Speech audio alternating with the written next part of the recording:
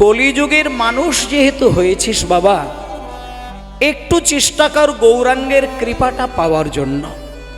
তুই বাবার কাছে যাবি, মায়ের কাছে যাবি, মায়ের কাছ থেকে অনুমতি নিয়ে পদ্মা নদীর জলে স্নান করবি। পদ্মা যদি তোকে কৃপা করে দেয়, তোর মানব জন্ম ধন্য হয়ে যাবে। এই বলে মায়েরা দেখুন, নরোত্তম সঙ্গে সঙ্গে গুরুদেবকে প্রণাম করে সোজা চলে এলো তার বাড়িতে। বাড়িতে এসে মাকে প্রণাম করেছে। মায়েদেরকে এইবার একটা জিনিস জানতে হবে, ছেলে যদি সত্যিকারের একটা মানুষ হয় না,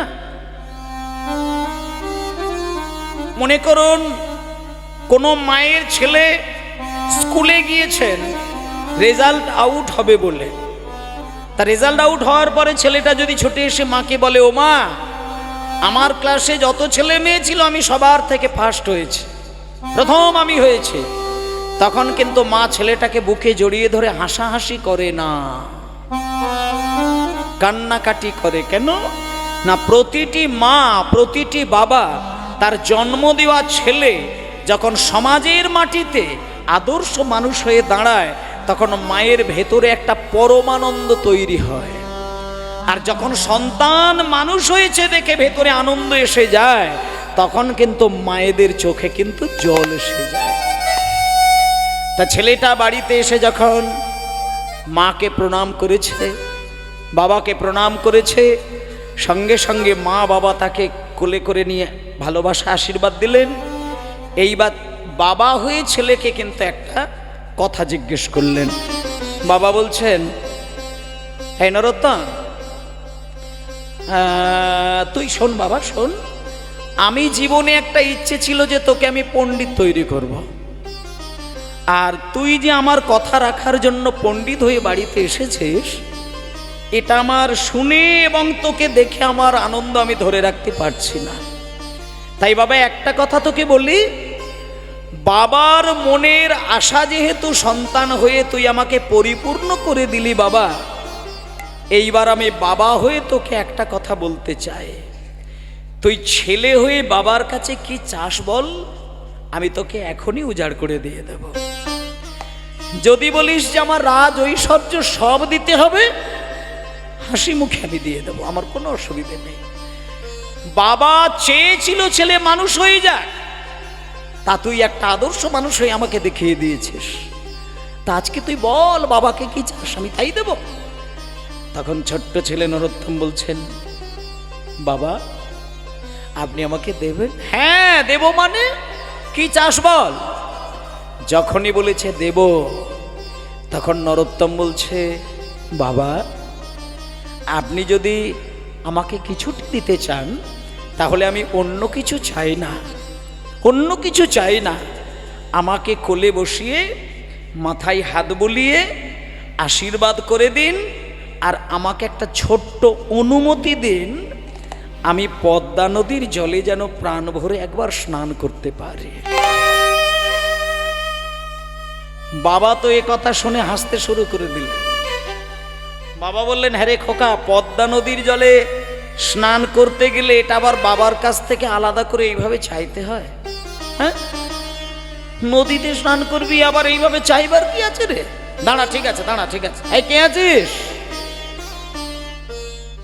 আমার আলমারিতে দেখবি 10টি বড় বড় সোনার কলসি রাখা রয়েছে, আর ওই সোনার কলসি করে পদ্মা নদী থেকে জল ভরে নিয়ে এসে আমার ছেলেকে সুন্দর করে তোরা স্নান করিয়ে দিত। তখন ছোট্ট ছেলেটা বলছেন, বাবা আমি তো ওইভাবে স্নান করব না, আমি নদীতে গিয়ে স্নান করতে চাই। ও তুই নদীতে যাবি? তাই হবে। তাই কে আছিস? সুন্দর করে পালকিটাকে ভালো করে ফুল দিয়ে সাজা, আমার ছেলে পালকির ভেতরে করে যাবে, তোরা ঝাঁঝ ঘন্টা শঙ্খধ্বনি করে ছেলেটাকে পদ্মা নদীর জলে স্নান করিয়ে নিয়ে।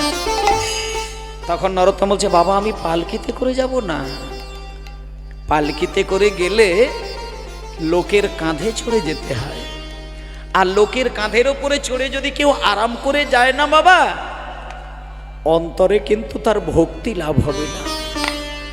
আমি পালকিতে চড়ে যাব না। তাহলে তোকে যদি আমি একটা গরুর গাড়ি তৈরি করে দিই তাতে যাবি? আমি গরুর গাড়িতেও যাব না। ঘোড়ার গাড়ি? না, আমি ঘোড়ার গাড়িতেও যাব না। হেঁটে হেঁটে যাবি? আমি হেঁটে হেঁটেও যাব না। সর্বনাশ! পালকিতে যাবি না, গরুর গাড়িতে যাবি না, ঘোড়ার গাড়িতে যাবি না, হেঁটে হেঁটে যাবি না, তাহলে কিসে করে যাবি? যখনই বাবা বলেছে কিসে করে যাবি, তখন নরোত্তম বাবার চরণ দুটি জড়িয়ে ধরে কেঁদে কেঁদে বলে, বাবা গো, আমি পালকিতে চড়ে যাব না, গরুর গাড়িতেও যাব না, ঘোড়ার গাড়িতেও যাব না, আর আমি হেঁটে হেঁটে হেঁটে হেঁটে যাব না গো। তবে শুনে নাও, আমি কেমন করে এই আমার রাজবাড়ির দরজা থেকে পদ্মা নদী পর্যন্ত যাব। আমি ধুলোই গড়াগড়ি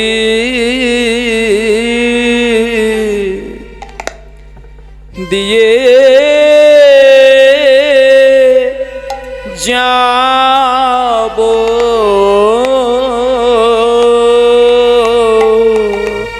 নিতাই গৌর হরি হরি বল।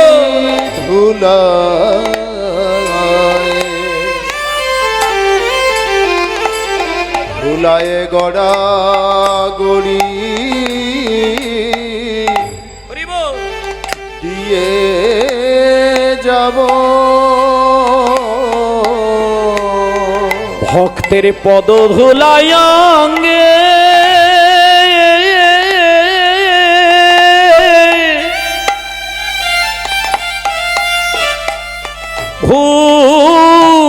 ভূষণ করে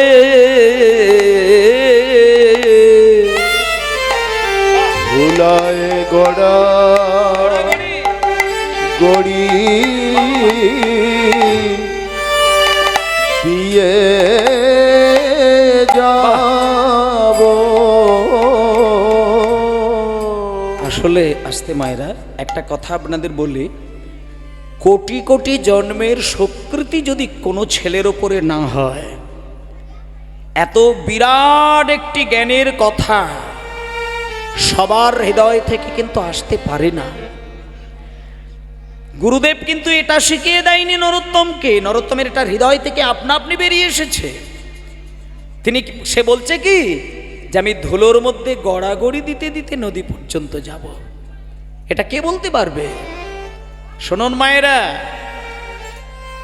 আজকে যখনই বলেছে আমি ধুলোই গড়াগড়ি দিতে দিতে যাব, তখন এইবার বাবা দেখলো যে না, ছেলে তো পণ্ডিত, ওর মুখের উপরে কথা বলার আমার কোনো অধিকার হতে পারে না। তখন বাবা ছেলেকে শুধু একটা কথাই বলে দিল যে নরোত্তম, তুই যদি ধুলোর মধ্যে গড়াগড়ি দিতে দিতে গেলে তোর আনন্দ হয়, সুখ হয়, তাহলে আমি তোকে আর তোর বাধা দিতে পারি না। তবে একটা কথা আমি বলি, তুই গড়াগড়ি দিতে দিতেই যা, তবে দেরি করবি না, স্নান সেরে যতটা তাড়াতাড়ি পারবি তুই চলে আসিস। এই বলে মায়েরা ছেলেটাকে অনুমতি দিয়ে দিলেন বাবা, কিন্তু গোপনে গোপনে দুজন প্রহরীকে কিন্তু ঠিক করে দিলেন। দুইজন প্রহরীকে বললেন, হ্যাঁ রে বাবা, আমার ছেলের বয়স 6 বছর, ও পদ্মা নদী জীবনে এখনো কোনোদিন চোখে দেখেনি, ও নদীর জলে একা একা কোনোদিন নামে না, তোরা পিছনে পিছনে একটু যাবি, ছেলেটা যখন ডুব দেবে তখন দুম করে ছুটে গিয়ে ওর হাতটা ধরবে, দেখিস ছেলের যেন কোনো ক্ষতি না হয়। এই বলে মায়েরা ছেলেটা গড়াগড়ি গড়াগড়ি দিতে দিতে দিতে দিতে পদ্মা নদী পর্যন্ত গেল। এবার নদী পর্যন্ত যাবার পরে ঠিক নদীর কাছে গিয়ে জলে নামতে যাবে, এমন সময় নরোত্তম ভাবল যে নদীতে যদি আমি নামতে যাই তাহলে তো আমাকে পাটা আগে জলে ঠেকাতে হবে, মাথা তো আগে জলে ঠেকানো যায় না, আগে তো পা বাড়াতে হয়। কিন্তু নরোত্তমের চিন্তাটা দেখুন, নদীর কাছে গিয়ে দাঁড়িয়ে পড়ে ভাবছে, আমি যদি আগে জলে পা ঠেকাই তাহলে তো পদ্মা মায়ের মাথার উপরেই আমি পাটা আগে ঠেকিয়ে দিলাম। না না না না না না না, আগে আমি পা ঠেকাবো না, আগে আমি পদ্মা মাকে ভালো করে একটু প্রাণ ভরে ভক্তি ভরে আমি আগে মাকে প্রণাম করে নেব। এই বলে ছেলেটা শুয়ে পড়ে লম্বা হয়ে যেই পদ্মা মাকে প্রণাম করতে গেছে, অমনি মায়েরা কি হলো জানেন? যেই নদীকে প্রণাম করতে গেল, নদীর জলের ঢেউটা হালকা গড়িয়ে গড়িয়ে এসে নরোত্তমের মাথাটা ছুঁয়ে গেল। এবার আপনাদের মনে আছে কি, বহু বছর আগে চৈতন্য মহাপ্রভুর চোখের জল ওই পদ্মা নদীতে মেশানো ছিল এবং মহাপ্রভু পদ্মা নদীকে বলেছিলেন যে পদ্মা, 6 বছরের ছেলে নরোত্তম নামে যেদিনকে তোর জলে স্নান করতে আসবে, নরোত্তমের অঙ্গ ছোঁয়া মাত্র তোমার নদীর ঢেউ কি বলেছিলেন, শত শত গুণ ঢেউটা ওপরের দিকে উঠে যাবে। আজকে হলো সেই দিন, যেই প্রণাম করতে গেছে আর জলটা এসে যখন নরোত্তমের মাথাটা ছুঁয়ে গেল, প্রণামেরও ছলে জলে পরশ করিল হরিব, প্রণামের ছলে জলে পরশ করিল, প্রণামের ছলে জলে পরশ করিল, প্রণামের ছলে জলে পরশ করিল, প্রণামের ছলে জলে পরশ করিল। আর তখনই পদ্মা নদীর তরঙ্গ বাড়িল, তখনই পদ্মা নদীর তরঙ্গ বাড়িল, ওই তখনই পদ্মা নদীর তরঙ্গ বাড়িল, তখনই পদ্মা নদীর তরঙ্গ বাড়িল, তরঙ্গ বাড়িল, তরঙ্গ বাড়িল, তরঙ্গ বাড়িল, তরঙ্গ বাড়িল, নরোত্তমের ছোঁয়া পেয়ে তরঙ্গ বাড়িল, নরোত্তমের ছোঁয়া পেয়ে তরঙ্গ বাড়িল, ওই নরোত্তমের ছোঁয়া পেয়ে তরঙ্গ বাড়িল, নরোত্তমের ছোঁয়া পেয়ে নিতাই গৌর হরি বলে হরি হরি হরি বলে। গৌর হরি ওই বলে, নরোত্তমের ছোঁয়া পেয়ে, গৌর হরি বলে, নরোত্তমের ছোঁয়া পেয়ে, গৌর হরি বলে, নরোত্তমের ছোঁয়া পেয়ে তরঙ্গ বাড়িল, তরঙ্গ বাড়িল, তরঙ্গ বাড়িল। তার মানে একটু আসতে, যেই নরোত্তম প্রণাম করতে গেল, সঙ্গে সঙ্গে পদ্মা নদীর ঢেউ শত শত গুণ ওপরের দিকে উঠে নরোত্তমকে এক ঝাপটায় জলের তলায় নামিয়ে দিল। এইবার বাবা, সেকেন্ডের মধ্যে নরোত্তমকে আর দেখা গেল না। একটু আসতে, রাজামশাই যখন নরোত্তমকে ওই দেখার জন্য 2 জন প্রহরীকে পাঠিয়েছিলেন, হঠাৎ যখন নরোত্তমকে দেখতে পেল না 2 জন প্রহরীগণ, তারা সবাই ওই পদ্মা নদীর জলে আছাড় খাচ্ছে আর ভাবছে যে রাজামশাই যে আমাদেরকে দায়িত্বটা দিল, ছেলে যদি এইভাবে জলে তলিয়ে যায়, রাজামশাইকে আমরা কি ভাষায় জবাব দেব? সবাই ভেবেছে নরোত্তম জলের তলায় তলিয়ে গেছে, কিন্তু আসলে কিন্তু নরোত্তম জলের তলায় তলিয়ে যায়নি। এই যেমন আপনারা কীর্তন শোনার জন্য মা জননীগণ স্থির হয়ে বসে আছেন, আজকে পদ্মা নদী স্বয়ং একজন মায়ের রূপ ধারণ করে নরোত্তমকে নদীর গর্ভে নিয়ে গিয়ে তাকে কোলের মাঝখানে বসিয়ে নিয়ে মাথায় হাত বুলিয়ে বুলিয়ে আদর দিতে দিতে নরোত্তমের সাথে কথা বলছেন। যেই নরোত্তমের সঙ্গে কথা বলছেন একজন মা, নরোত্তম দেখল, কি কে আপনি আমার সঙ্গে কথা বলছেন? নরোত্তম, তুমি আমাকে চিনবে না বাবা, তুমি আমাকে চিনবে না। আমি কে জানো? এই যে তুমি আজকে পদ্মা নদীতে স্নান করতে এসেছো, আমি হলাম এই পদ্মা মা, এসে তোমাকে দেখা দিচ্ছি। উমা, নদী আবার কথা বলে? হ্যাঁ রে নরোত্তম, বলে বলে বলে বলে, তবে সবার সঙ্গে বলে না, সবার সাথে এই পদ্মা মা কথা বলতে পারে না। তোমার মতন অনুরাগী কৃষ্ণ ভক্ত যদি এই পদ্মা মায়ের কাছে এসে দেখা দেয়, এই পদ্মা নদী তখন রূপ ধারণ করে তার সঙ্গে কথা বলে। যখনই এই কথাটা বললেন, তখন সঙ্গে সঙ্গে নরোত্তম বললেন, মা, ও মা, তুমি যখন আমাকে নিজে থেকে এসে দেখা দিলে, আমি তোমাকে একটা জিনিস চাইবো, তুমি আমাকে দেবে? আমি গুরুদেবের মুখে শুনেছিলাম তোমার জলে নাকি সাক্ষাৎ চৈতন্য মহাপ্রভু স্নান করেছিলেন। তা মহাপ্রভু যদি তোমার জলে স্নান করে, তার পায়ের ধুলো তো তোমার জলে আজও মিশে আছে মা। আমাকে একটুখানি পদধূলি দেবে মা? একটুখানি দেবে? যখন পদধূলির কথা বলেছে নরোত্তম, পদ্মা নদী তখন কেঁদে কেঁদে বলে, নরোত্তম রে, আমার জলে মহাপ্রভুর পদধূলি মিশে রয়েছে, এ তো জগতে সবার জন্য। আমার জলে মহাপ্রভুর পদধূলি মিশে রয়েছে, এ তো জগতে সবার জন্য, কিন্তু তোর জন্যে মহাপ্রভু কি যে রেখে গেছে তা তুই জানিস না। ওরে নরোত্তম রে, এতদিন ছিলাম আমি গৌর প্রেমে ধনে ধনী, আর আজকে আমি সেই গৌরাঙ্গের প্রেমে তোর হৃদয়ে মাখিয়ে দিয়ে আমি আজকে হব প্রেমের কাঙালিনী।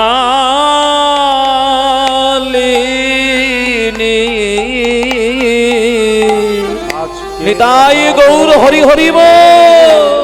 কাঙালিনী হব কাঙালিনী। আমি ছিলাম গৌর প্রেমে ধনী, আমি হব প্রেমের কাঙালিনী। আমি ছিলাম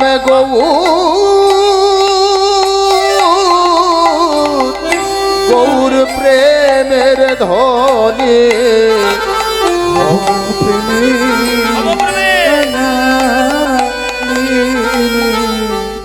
হুমায়রা শুনুন শুনুন, একটুখানি শোনেন। পদ্মা নদী আজকে নরোত্তমকে যখনই এই কথাটা বললেন যে নরোত্তম, এতগুলো দিন আমি গৌরাঙ্গের প্রেমটা আমার হৃদয়ের সাথে রেখে দিয়ে আমি নিজেকে খুব ধনী বলে মনে করেছিলাম, কিন্তু আজকে আমি সেই প্রেমটা তোর হৃদয়ে মাখিয়ে দেব। এই বলে মায়েরা যখনই নরোত্তমের অঙ্গে সেই গৌরাঙ্গের প্রেম মিলিয়ে দিলেন, সঙ্গে সঙ্গে মায়েরা অদ্ভুতভাবে দেখা গেল যে ছেলেটার গায়ের রংটা ছিল কালো কৃষ্ণবর্ণের, আজকে সেই ছেলেটা নিমেষের মধ্যে গায়ের রংটা হয়ে গেল সোনার বর্ণ। সোনার বর্ণ দেহ ধারণ করে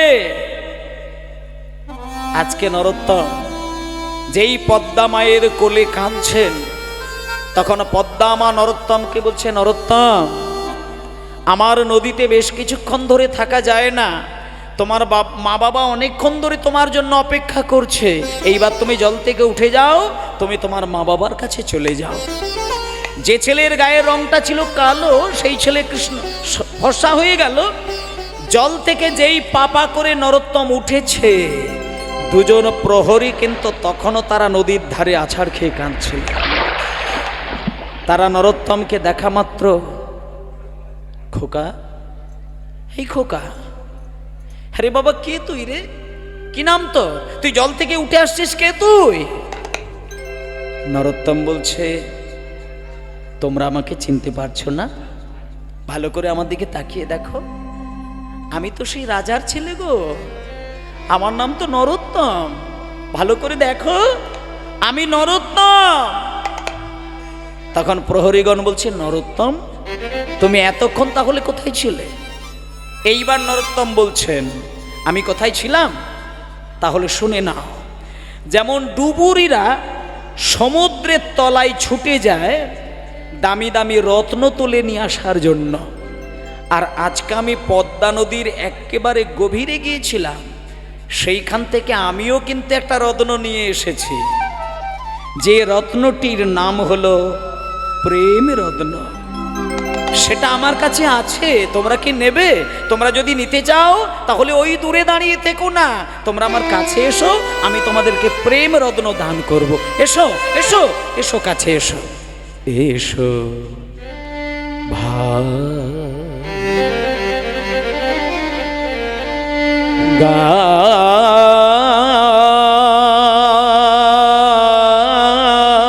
গায়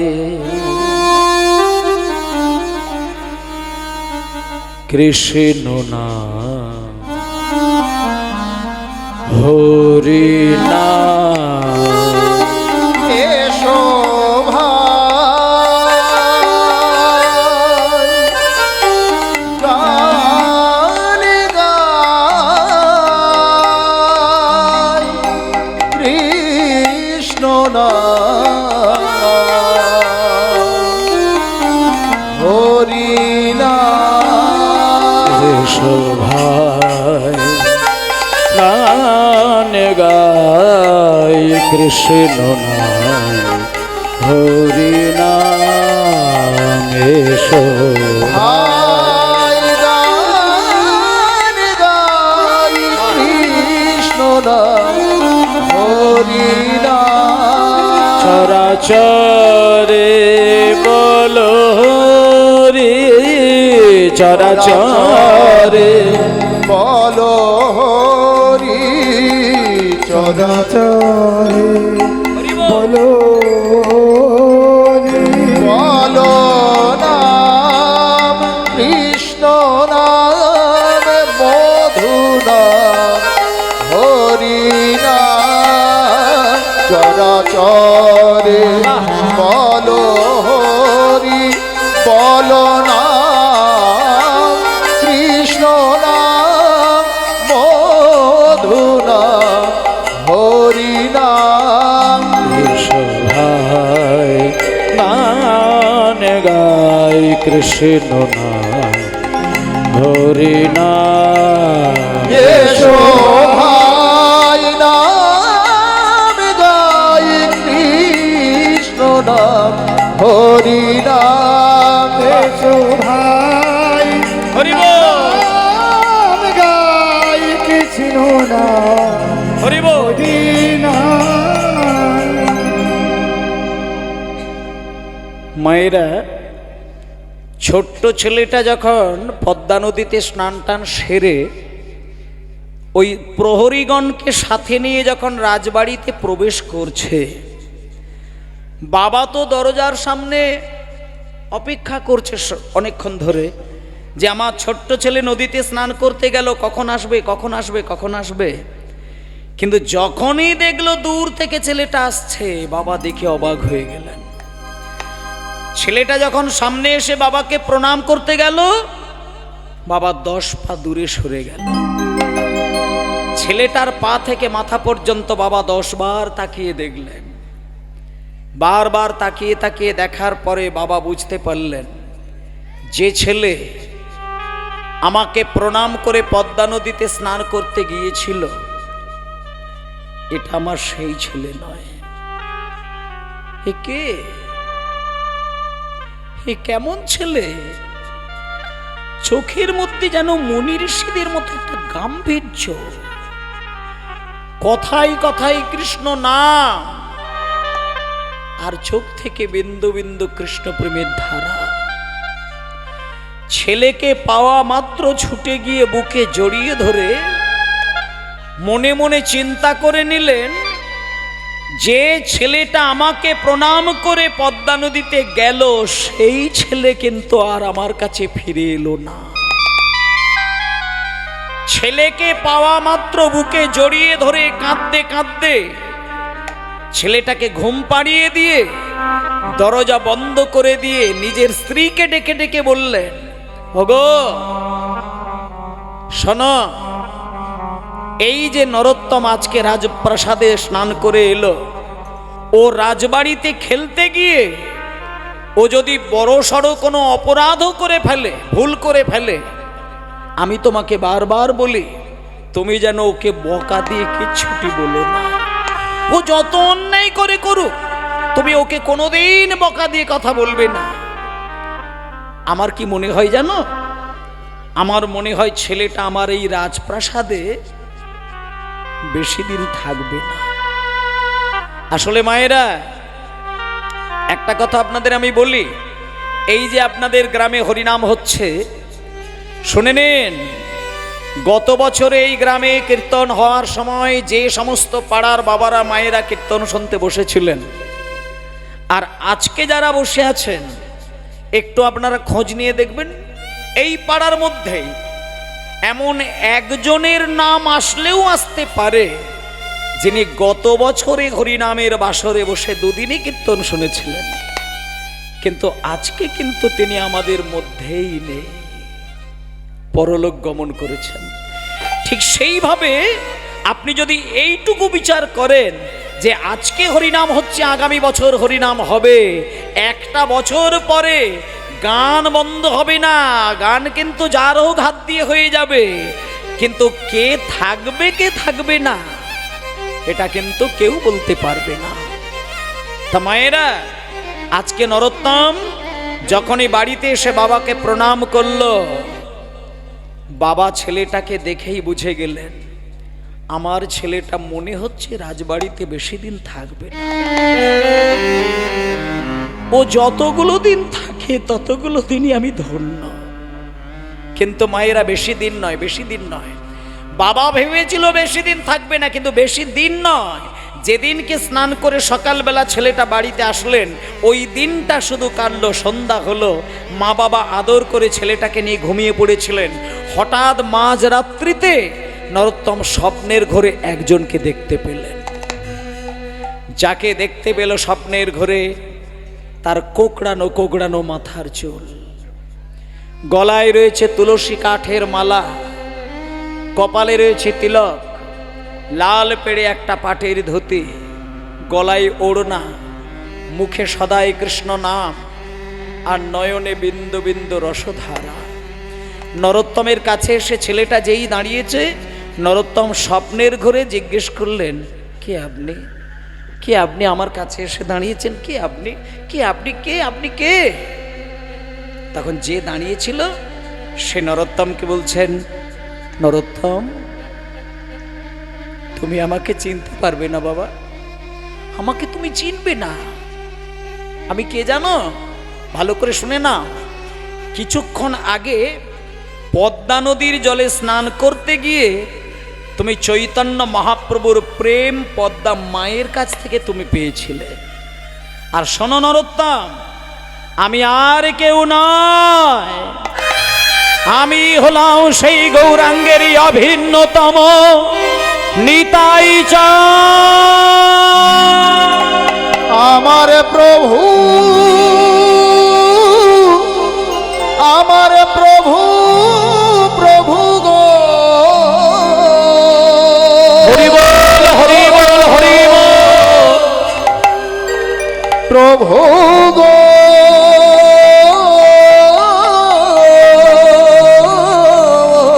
হরি বল। প্রভু গো।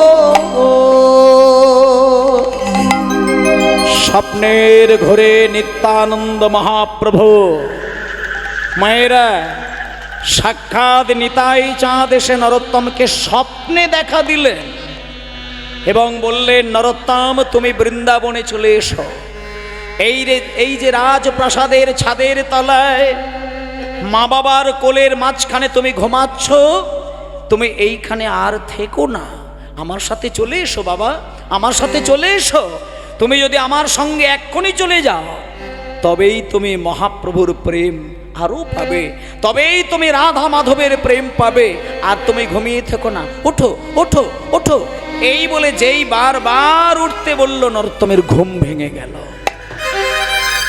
ঘুমটা ভেঙে গিয়ে কি দেখলো জানেন মা? দেখলো এতক্ষণ যার সঙ্গে কথা বলছিল উধাও। সঙ্গে সঙ্গে দেখলো মাঝরাত, মায়ের দিকে তাকিয়ে দেখছে মা ঘুমে অচেতন, বাবার দিকে তাকিয়ে দেখলো বাবাও ঘুমে অচেতন।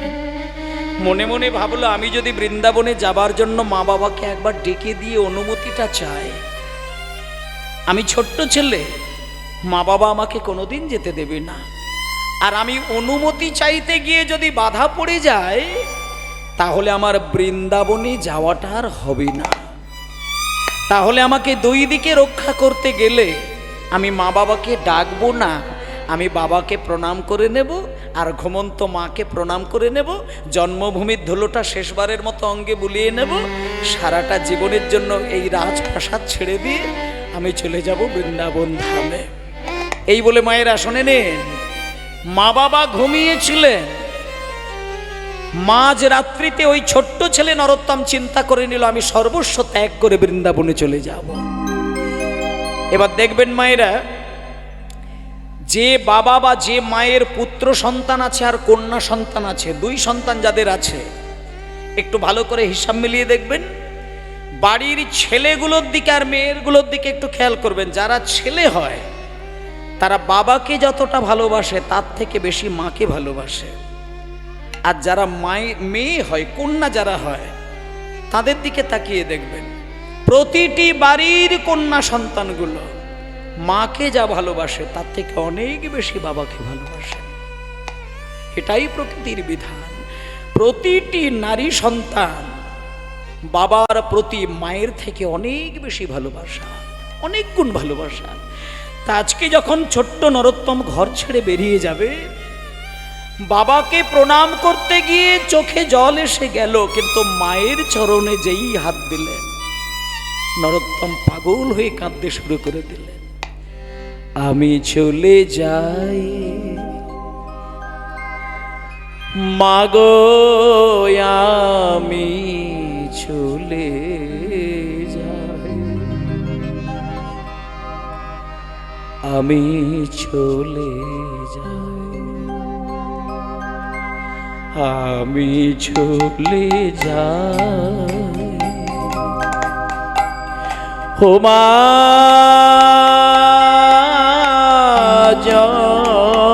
জননী জননী, দাও গো বিদায়। নিতাই গৌর হরিব। ও মা জননী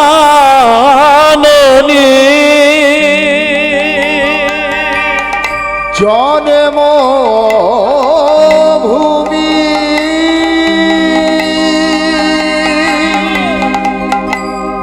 দাও গো বিদায় মা গো,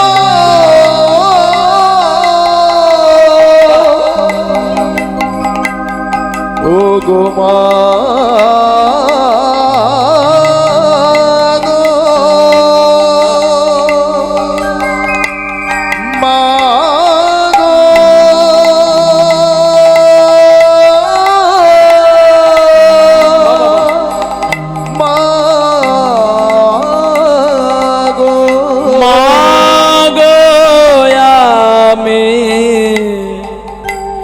চলে যা,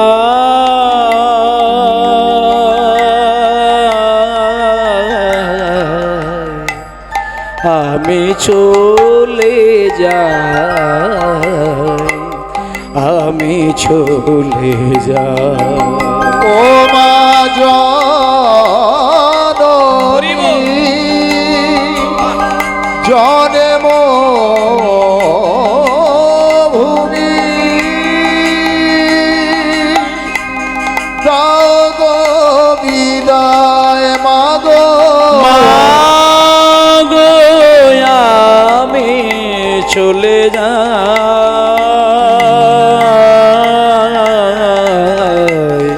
আমি চলে যাই, আমি চলে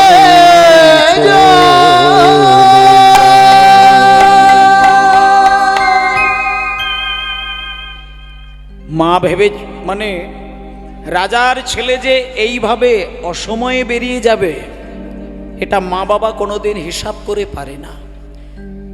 যেদিনকে পদ্মা নদীর জলে স্নান করে বাড়িতে এসে বাবার কোলে ধরা দিয়েছিল, সেই দিনটাই নরোত্তমের শেষ দিন। হঠাৎ মধ্যরাত্রিতে যখন রাত্রির 12টা বাজে, মাকে প্রণাম করে বাবাকে প্রণাম করে সেই বাংলাদেশ থেকে ছেলেটা ছুটতে ছুটতে ছুটতে ছুটতে চলে গেল বৃন্দাবনের পথে। খাওয়া দাওয়া বন্ধ করে দিয়ে দিনের পর দিন, রাতের পর রাত, কোথায় বৃন্দাবন, কোথায় বৃন্দাবন, কোথায় বৃন্দাবন, শুধু ছুটছে ছুটছে। যেতে যেতে যেতে যেতে মাঝখানে বেশ কটা মাস কেটে যায়। উত্তরপ্রদেশে গিয়ে, উত্তরপ্রদেশে যাবার আগে বিহারের একটি জঙ্গলে গিয়ে ছেলেটা আছাড় খেয়ে অজ্ঞান হয়ে মুখ থুবড়ে পড়ে গেল। কিন্তু ভাগ্যটা ভালো ছিল, সেই সময় ওই পথ দিয়ে একজন ব্রাহ্মণ ঠাকুর যাচ্ছিলেন। যেতে যেতে যেতে যেতে নরোত্তমকে যেই দেখতে পেয়েছে, নরোত্তমের মাথায় জলে ছেটে দিয়ে জ্ঞান ফিরিয়ে দিয়ে বলছে, হে নরোত্তম, নরোত্তম, হে নরোত্তম, উঠো বাবা। কে কে আপনি? আপনি কে? আপনি কে আমাকে ডাকছেন নরোত্তম নরোত্তম বললে? নরোত্তম, তুমি আমাকে চিনবে না। আমি কে জানো? আমি হলাম এই গ্রামের একজন ব্রাহ্মণ ঠাকুর। ব্রাহ্মণ? হ্যাঁ, আমি এই গ্রামের ব্রাহ্মণ, তুমি আমায় চিনবে না। যখনই বলেছেন যে আমি এই গ্রামের একজন ব্রাহ্মণ, তখন নরোত্তম বলছেন, ঠাকুর মশাই, আপনি এই গ্রামের ব্রাহ্মণ, কিন্তু আমি তো এই গ্রামের ছেলে নই।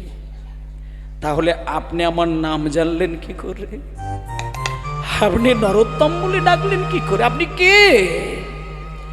এবার যেই বলেছে আপনি আমার নাম জানলেন কি করে, সঙ্গে সঙ্গে ঠাকুর মশাই কথাটা ঘুরিয়ে দিলেন। নরোত্তম, আমি নামটা কি করে জানলাম? আসলে ওই আমি শুধু ওই ব্রাহ্মণ নয়, আমি হচ্ছে একজন নামকরা বড় জ্যোতিষী। আমি লোকের মুখ যদি সামনে থেকে দেখতে পাই, আমি তার সম্পর্কে সব বলে দিতে পারি। মা, আপনি সব বলে দিতে পারেন? হ্যাঁ, আমি সব বলে দিতে পারি।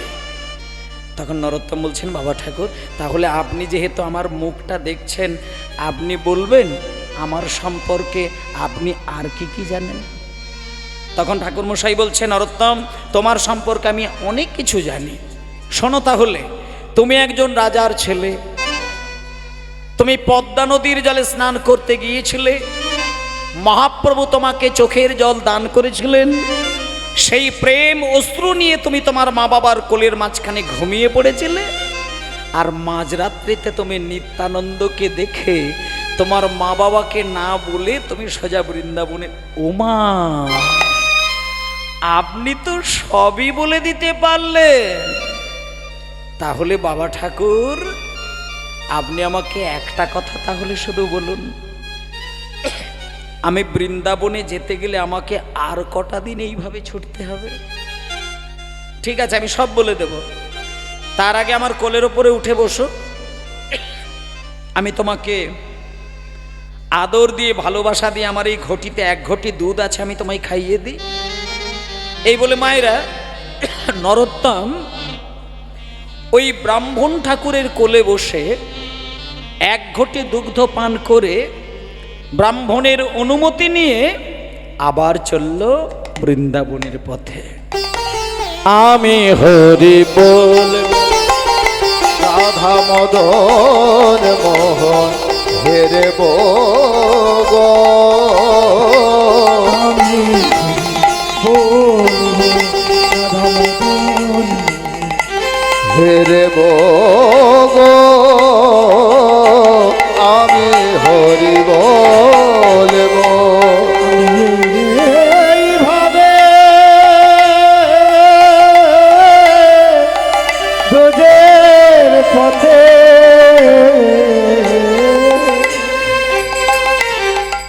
এইভাবে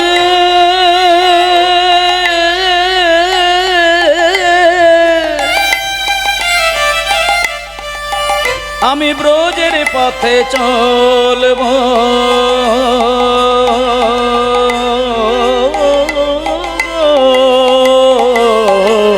আমি হরি বলবো, রাধা মদন মোহন হেরে গো।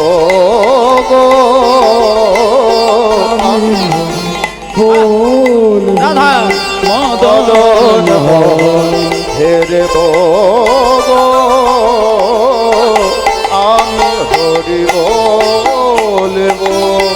বৃন্দাবনের রাখাল মেলা সঙ্গেতে বিনোদ খেলা। বৃন্দাবনের রাখাল মেলা সঙ্গেতে ভক্তের মেলা। বৃন্দাবনের রাখাল মেলা সঙ্গেতে বিনোদ খেলা। বৃন্দাবনের রাখাল মেলা সঙ্গেতে বিনোদ খেলা। কবে তাদের চরণ ধুলা গায়ে মাখিব গো, কবে তাদের চরণ ধুলা মাখিব গো। আর কবে তাদের চরণ ধুলা, কবে তাদের চরণ ধুলা মাখিব গো, কবে তাদের চরণ ধুলা মাখিব গো। আর আমি হরি বলবো রাধা মদন মোহন হেরব গো, আমি হরি আমি হরি বলবো, আমি হরি বলবো রাধা মদন মোহন হেরব গো, আমি বলবো। আচ্ছা মা, নরোত্তম দাস আসতে ছোট্ট ছেলেটা বিহারের একটি জঙ্গলে অজ্ঞান হয়ে পড়ে গেছিল। এক ব্রাহ্মণ ঠাকুর তার মাথায় জলের ছিটে দিয়ে তার জ্ঞানটাকে ফিরিয়ে দিয়েছিল। তারপরে তাকে কোলে বসিয়ে দুগ্ধ খাইয়ে দিয়েছিল। তারপরে বলেছিল তুমি এই পথ ধরে বৃন্দাবনে চলে যাও। ইতিমধ্যেই আমার বৃন্দাবনে ছুটল, কিন্তু মায়েরা বৃন্দাবনে যেতে যেতে ছেলেটা আবার কটা দিন কটা মাস কাটার পরে উত্তরপ্রদেশে গিয়ে আর যেন ছেলেটা যেতে পারে না। উত্তরপ্রদেশে গিয়ে একটা গাছের তলায় ওই ছোট্ট ছেলে নরোত্তম একটু বিশ্রাম নেবার জন্য যেই গাছেতে মাথাটা হেলিয়েছে, হঠাৎ ঘুমিয়ে পড়ল। পরিশ্রান্ত শরীর, যেই ঘুমিয়ে পড়েছে স্বপ্নের ঘরে দুইজন বৈষ্ণবকে আসতে, দুইজন বৈষ্ণবকে দেখতে পেলেন। একজনের নাম রূপ গোস্বামী আর একজনের নাম সনাতন গোস্বামী। রূপ গোস্বামী সনাতন গোস্বামী দুইজনে নরোত্তমকে স্বপ্নের মধ্যে দাঁড়িয়ে দেখা দিয়ে বললেন, নরোত্তম শোনো, তোমাকে যে আমরা দুই ভাই স্বপ্নে দেখা দিচ্ছি, একটা আগে গোপন কথা বলে দি, আমরা কিন্তু পৃথিবীতে আর নেই। আমরা নিত্যলীলায় চলে এসেছি। বৃন্দাবনে গেলে তুমি আমাদের দুই ভাইয়ের সমাধি দেখতে পাবে। তা আমরা যে দুই ভাই তোমাকে দেখা দিতে এসেছি একটা খবর দেবার জন্য। কি জানো, কিছুদিন আগে বিহারের জঙ্গলে যে ব্রাহ্মণ ঠাকুর তোমাকে কোলে বসিয়ে দুগ্ধ খাইয়েছিলেন, উনি কিন্তু যেন তেন যেমন তেমন কোনো ব্রাহ্মণ নন। উনি হলেন সাক্ষাৎ চৈতন্য মহাপ্রভু। আমার প্রভু প্রভু গো, হরি বল। প্রভু গো, প্রভু গো, প্রভু প্রভু গো। ব্যাস, ভক্তমণ্ডলী মায়েরা, যখন রূপ গোস্বামী সনাতন গোস্বামীর কাছ থেকে একটা গোপন সংবাদ পেল নরোত্তম যে বিহারের জঙ্গলে যে ব্রাহ্মণ ঠাকুর তিনি ছিলেন সাক্ষাৎ মহাপ্রভু, সঙ্গে সঙ্গে নরোত্তমের ঘুমটা ভেঙে গেল। ভেঙে গিয়ে দেখলেন যে রূপ গোস্বামী সনাতন গোস্বামী তারা আর নেই, তাদের পদচিহ্ন ধুলোর মধ্যে পড়ে রয়েছে। আর সেই ধুলোর মধ্যেই গড়াগড়ি দিতে দিতে কৃপা কর ভগবান, কৃপা কর ভগবান, কৃপা করো ভগবান, কৃপা করো ভগবান, কৃপা কর ভগবান, কৃপা কর ভগবান, ভগবান, কৃপা করো ভগবান, কৃপা করো ভগবান, কৃপা করো ভগবান। সংসার কাননে হারায়ে গিয়েছি, সংসার কাননে হারায়ে সংসার গিয়েছি, কাননে হারায়ে গিয়েছি, সংসার কাননে হারায়ে গিয়েছি, পরমর পরিত্রাণ কৃপা করো ভগবান, কৃপা করো ভগবান, কৃপা করো ভগবান, কৃপা করো ভগবান, কৃপা করো ভগবান, কৃপা করো ভগবান, কৃপা করো ভগবান, কৃপা করো ভগবান।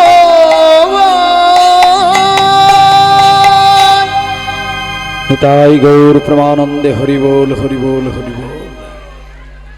ভক্তমণ্ডলী মায়েরা, ইতিমধ্যেই দেখতে দেখতে আমাদের সকলের সেই ছোট্ট ছেলে নরোত্তম সে পৌঁছে গেল বৃন্দাবনে। বৃন্দাবনে গিয়ে জীব গোস্বামী পাদ, 6 গোস্বামীর মধ্যে যিনি একজন, তার কাছে গিয়ে আছাড় খেয়ে পড়লেন এবং উচ্চৈঃস্বরে বলে উঠল, জীব গোস্বামী পাদ কি, জীব গোস্বামী পাদ কি, জীব গোস্বামী পাদ কি। জয়। ঠাকুর কে তোমায় চিনিতে পারে, তুমি না চিনালে পারে।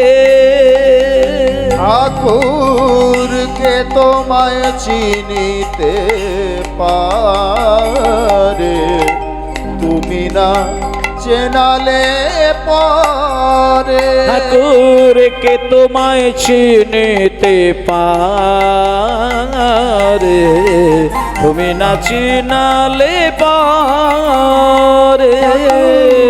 তোমায় চিনিতে পারে, তুমি না চিনিলে সংসার কাননে। আহা, আচ্ছা সবাই একটু চেপে চেপে আসুন।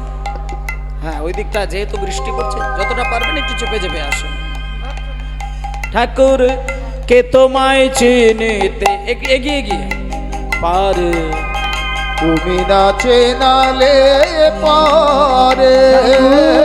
কে তোমায় চিনিতে পারে, তুমি না চেনালে পারে।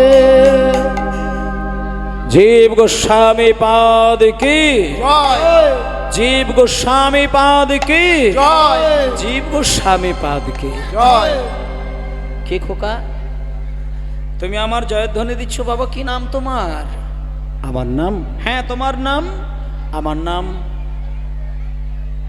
নরোত্তম। নরোত্তম। বাবার নাম?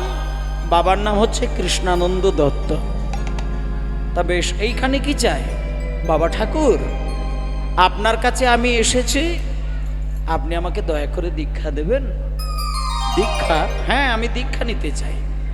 আমি শুধু রাধা গোবিন্দের সেবার জন্য আমি সব কিছু ছেড়ে দিয়ে আপনার কাছে এসেছি বাবাজি মহারাজ। তুমি কোথা থেকে এসেছো? আমি সেই বাংলা থেকে এসেছি। বাংলা? আচ্ছা, তোমার বাবা কি করেন? আমার বাবা হচ্ছেন একজন রাজামশাই, মানে আমি রাজার ছেলে। আচ্ছা, তুমি রাজার ছেলে, তাহলে একটা কাজ করো, রাজার ছেলে যখন তুমি এসেছো তাহলে তোমার বাবাকে সামনে নিয়ে এসো, মাকে সামনে নিয়ে এসো, তোমার মা বাবার সাথে একটু আলাপ পরিচয় করি। তখন নরোত্তম বলছেন, বাবা ঠাকুর, আমি তো আমার মা বাবাকে তো নিয়ে আসি না। মা বাবা ঘুমাচ্ছিলেন, আমি ঘুমন্ত মা বাবার চরণে প্রণাম জানিয়ে শুধু ভগবানের সেবা করব বলে আমি মাঝরাত্রিতে গৃহত্যাগী হয়ে চলে এসেছি। বাবাজি মহারাজ, আপনি দয়া করে আমাকে দীক্ষা দিন। যখন এই কথাটা বললেন তখন জীব গোস্বামীপাদ বললেন, নরোত্তম, এই সামান্য 6-7 বছরের একটি বালক মা বাবাকে ছেড়ে দিয়ে বাংলা থেকে বৃন্দাবনে আসাটা ছেলে মানুষের কথা নয়। আমি ভেবেছিলাম তুমি মাকে নিয়ে এসেছো, বাবাকে নিয়ে এসেছো, তুমি একা চলে এসেছো। তাহলে একটা কথা বলি, একা একা বৃন্দাবনের পথে আসতে গেলে তো জঙ্গলের ভেতর দিয়ে আসতে হয়, তা তুমি এই গভীর জঙ্গলের মধ্য দিয়ে কেমন করে আসলে? কোনো ঘটনা ঘটেনি? আমাকে বলো, আমি শুনি। তখন ছোট্ট ছেলেটা বলছেন, বাবা ঠাকুর, আমি যখন বাড়ি থেকে বার হয়ে চলে এলাম, মাঝখানে অনেকগুলো মাস কাটার পরে বিহারের একটি জঙ্গলে আমি বুঝতে পারি না অজ্ঞান হয়ে পড়েছিলাম। এক ব্রাহ্মণ ঠাকুর আমার মাথায় জলের ছিটে দিয়ে জ্ঞান ফিরিয়ে দিয়েছিলেন এবং উনি আমাকে পেট ভরে দুগ্ধ পান করিয়ে দিয়ে তারপরে উনি আমার মাথায় হাত দিয়ে বললেন, এই পথ ধরে তুমি বৃন্দাবনে চলে যাও। আমি সেই কথা অনুসারে আমি বৃন্দাবনের পথে ছুটলাম। তারপরে উত্তরপ্রদেশে এসে একটা গাছের গোড়ায় আমি বিশ্রাম নেবার জন্য ঘুমিয়ে পড়েছিলাম। রূপ গোস্বামী আর সনাতন গোস্বামী ওনারা আমাকে স্বপ্নের ঘরে দেখা দিলেন এবং ওনারা আমাকে এটাও বললেন যে ব্রাহ্মণ আমাকে কোলে করে দুগ্ধ পান করিয়েছিলেন বিহারে, উনি নাকি সাধারণ কোনো ব্রাহ্মণ নন, উনি নাকি সাক্ষাৎ শ্রী চৈতন্য মহাপ্রভু। তখন জীব গোস্বামীপাদ নরোত্তমকে বললেন, নরোত্তম, শোনো শোনো, একটা কথা বলি। তুমি যে রূপ গোস্বামী আর সনাতন গোস্বামীকে স্বপ্নের দৃষ্টিতে দেখলে, তুমি কি এটা জানো ওনারা এই মুহূর্তে আর পৃথিবীতে নেই? এটা প্রথম কথা। আর দ্বিতীয় কথা হচ্ছে, ওনারা আমার সম্পর্কে জ্যাঠামশাই। রূপ গোস্বামী হচ্ছে বড় ভাই, সনাতন গোস্বামী হচ্ছে মেজ ভাই, আর ওনাদেরই একজন ছোট ভাই, তার নাম অনুপম গোস্বামী, যিনি আমার সম্পর্কে বাবা। কাজেই আমি তো তোমাকে দীক্ষা দিতে পারি না। দুই জ্যাঠামশাইয়ের কোলে বসে আমি দীক্ষা নিয়েছিলাম আর রাধা মাধবের শিক্ষা গ্রহণ করেছিলাম। তাই তোমাকে যদি দীক্ষা নিতে হয় তাহলে আমার কাছ থেকে নিলে হবে না।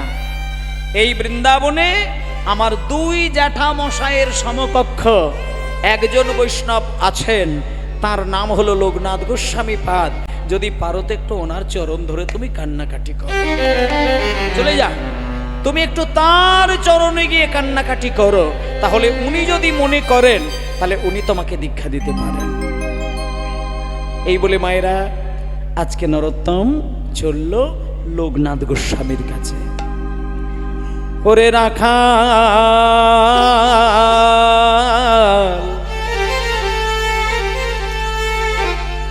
আমায় বলে দে,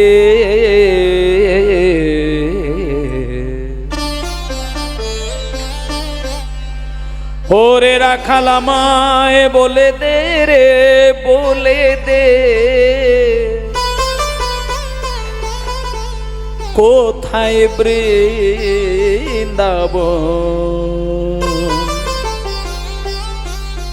বৃন্দাবন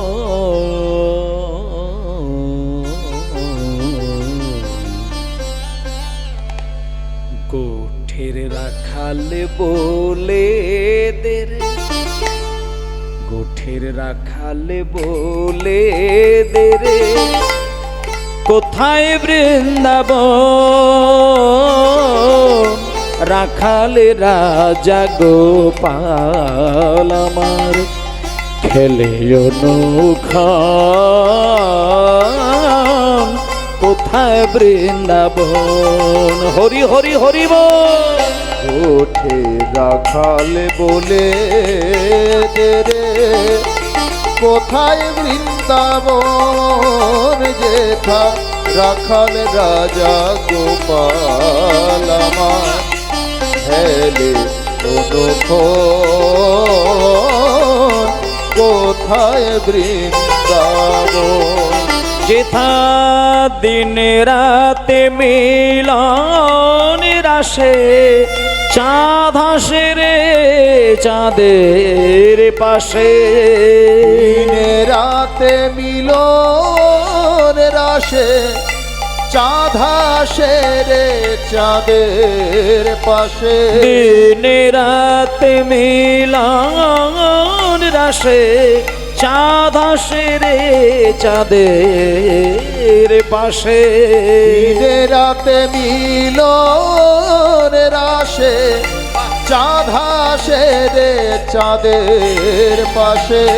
মায়েরা মায়েরা, আকাশে আমাদের একটা চাঁদ দেখা যায়। এই যে আকাশ, চাঁদ দেখা যায় না? চাঁদ কটা চাঁদ? একটি চাঁদ। কত কলাই থাকে? চাঁদ কিন্তু 16 কলায় পরিপূর্ণ নয়। চাঁদের পূর্ণ মাত্রা পেতে গেলে 16 কলা থাকতে হয়, কিন্তু 1 কলা চাঁদ শিবের মাথায় রাখা রয়েছে। ওই জন্য আকাশে যে চাঁদ দেখা যায় ওটা 15 কলার চাঁদ। আর আকাশে একটা চাঁদ দেখা যায়। আপনি যদি বৃন্দাবনে যান, সেইখানে 2টো চাঁদ আপনি পেয়ে যাবেন, এবং দিনেও 2টো চাঁদ, রাত্রেও 2টো চাঁদ। তাও আবার 15 কলা নয়, 16 কলা চাঁদ। তাও আবার তারা ছাড়া ছাড়া থাকে না, তারা একেবারে গায়ে গায়ে লেগে থাকে। যারা বৃন্দাবনে গেছেন তারা জানবেন, বৃন্দাবনের আকাশে 2টি চাঁদ। সেই 2টি চাঁদ কোন চাঁদ?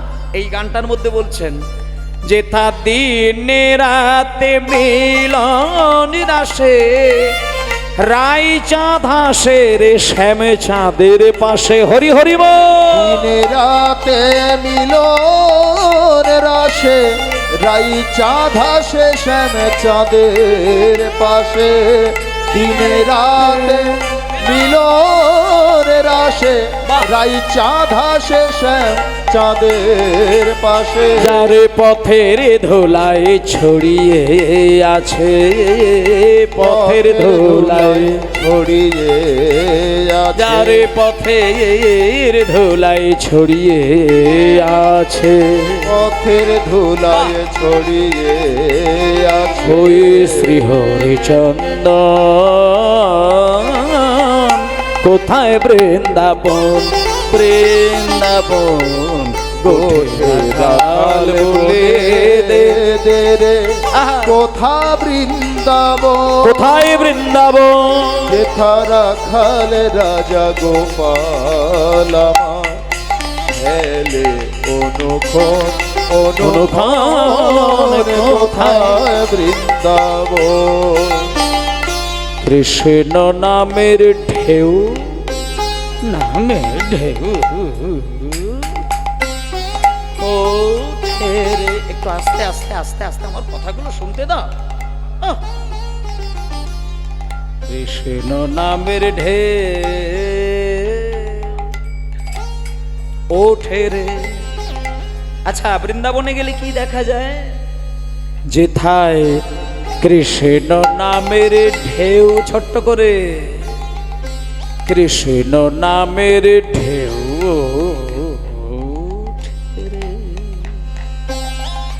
শুনিলে যমুনায়,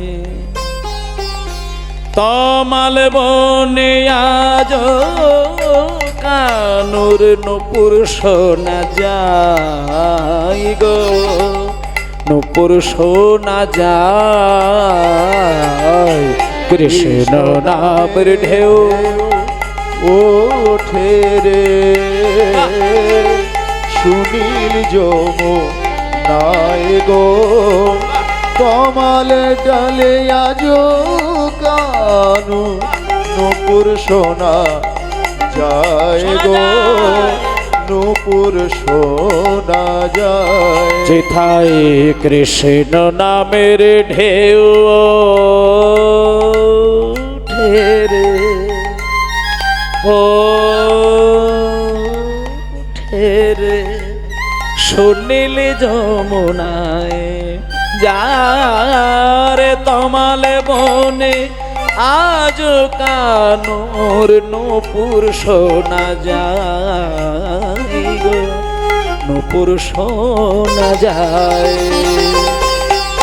আজ যাহার কদম তলে বেনু বাজে সাজে সকালে আজ যাহার কদম তলে বেনু বাজে সাজে সকালে বলি আজ যাহার কদম তলে বেনু বাজে সাজে সকালে যেথায় নিত্য লীলা করে আমার মদন মোহন কোথায় বৃন্দাবন কোঠে রাখালে বলে দে রে কোথা বৃন্দাবন কোথায় বৃন্দাবন রাখালে রাজা গো কোথায় বৃন্দাবন হেলে অনুক্ষণ অনুক্ষণ কোথা বৃন্দাবন কোঠে রাখালে বলে কোথায় বৃন্দাবন কোথায় কোথায় বৃন্দাবন কোথায় বৃন্দাবন বল কোথায় বৃন্দাবন বল কোথায় বৃন্দাবন বল চলো কোথায় বৃন্দাবন কোথায় বৃন্দাবন কোথায় বৃন্দাবন কোথায় বৃন্দাবন কোথায়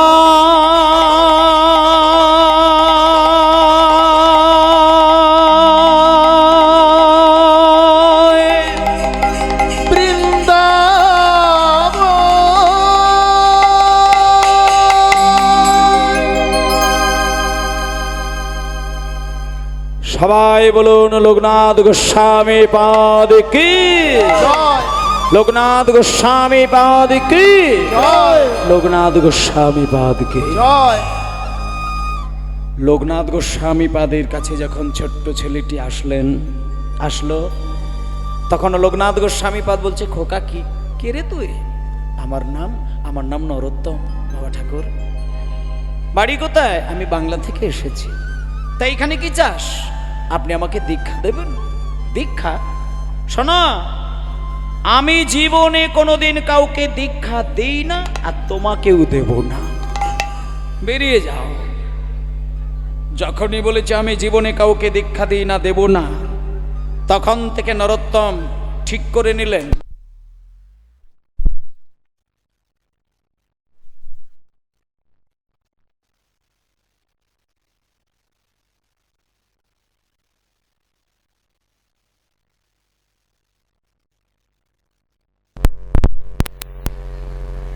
বারবার বলছি কোথায়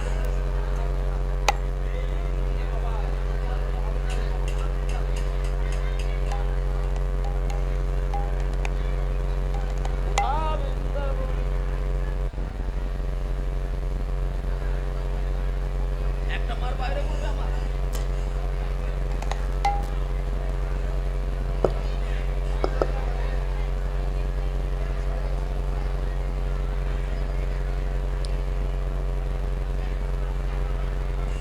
নিতাই গৌর প্রমানন্দে হরিবোল হরিবোল হরিবোল জয় নিতাই